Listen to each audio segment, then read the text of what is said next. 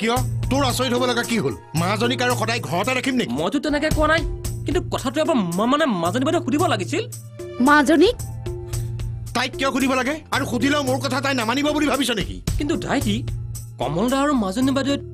মানে সৰুৰে পৰা এজনে সিজনক ভাল পায়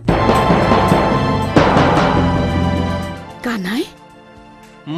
মই কৈছো শুনক এতিয়া এইবোৰ কথা উলিয়াই একো লাভ নহয় কানাই মই জানো দাইটি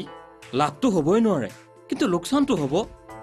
মাজনী বাইদেউৰ অন্তৰত দুখ দি আপুনি কি লাভৰ কথা ভাবিছে মই মনে মনে নাথাকো দাইটি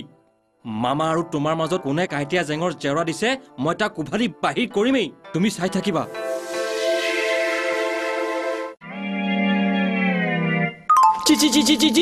মানুহ ইমান অধপতনে যাব পাৰে নে এনে খাই পাত ফলা মানুহ আগতে দেখা নাই তেওঁ বোলে যা জহতে হাকে সেন্দুৰ তাকে পাতে ভকুৰা এন্দুৰ ৰবাহে বিহুৰাম তুমি ভবাৰ দৰে এইবোৰ কথা শুনি মোৰ আৰু আজি দুখ লগা নাই মানে মই সেইদিনাই সেই মানুহৰ লগত সম্পৰ্ক নাৰাখো বুলি ঠিক কৰিছিলো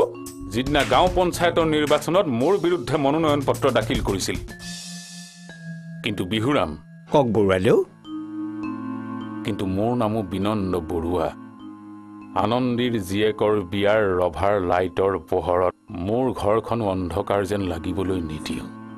বুজিছা মই ঠিক নুবুজিলো বৰুৱালেও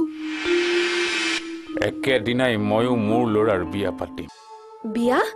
মোৰ বিয়া কিন্তু হঠাতে ইমান লৰালৰি কয় সেইবোৰ কথা তই মোক নুসুধিবি যি কৰিছে দেউতাৰে ঠিকেই কৰিছে আৰু বৰ্তা বৰ্মা তেওঁলোকেও একো কোৱা নাই বৰ্মাইতো কৈছিল মোক নুসুধাকৈ বিয়াৰ কথা একোৱে নুলিয়াই বুলি তোৰ ক'ত বিয়া হ'ব কাৰ লগত হ'ব সেই কথাত বৰদেউতা বৰ্মাই আৰু কোনো ধৰণৰ মতামত নিদিয়ে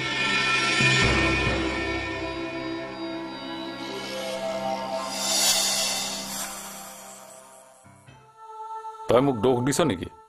তই কোৱাৰ দৰে গাঁও পঞ্চায়তৰ এটা সাধাৰণ সভাপতি পদৰ বাবে মই মোৰ বন্ধুৰ লগত সম্বন্ধ ছেদ কৰিম তেনেহ'লে এই সামান্য পত্ৰৰ বাবে আপুনি আনন্দী দাদিৰ বিষয়ে থিয় দিছে কিয় সকলো কথা নজনাকৈ তই দেউতাৰক দুখ নিদিবি কমল তেতিয়াহ'লে তহঁতে মোক সকলো কথা নকওঁ কিয় প্ৰেমাকান্ত এখেত ঘৰত নাই নহয় মিছা কথানো কিয় কোৱা খুৰীতি মই তোমালোকক ভাল খবৰ এটা দি যাওঁ বুলিহে সোমাইছো ভাল খবৰ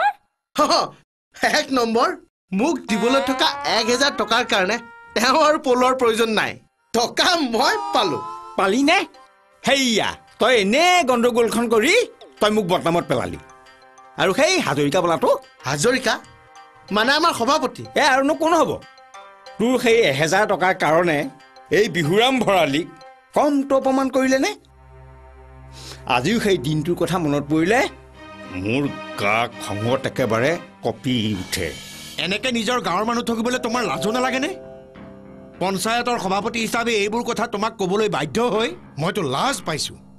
ভৱিষ্যতে এনে কাম কৰাৰ আগতে এটা কথা মনত পেলাবা এইদৰে ঠগবাজি কৰাতকৈ ভিক্ষা কৰি চলাও বহুত ভাল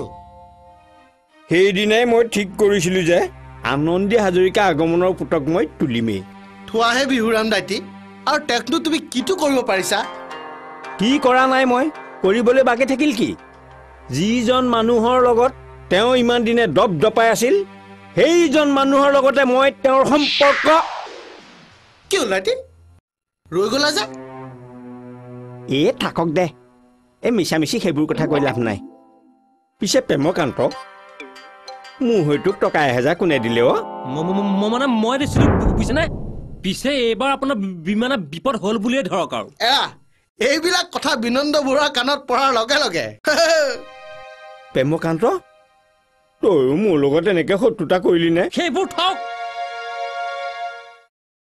ভালে ভালে চব কথা কৈ নিদিলে কথা কিন্তু মানে বেয়া হৈ যাব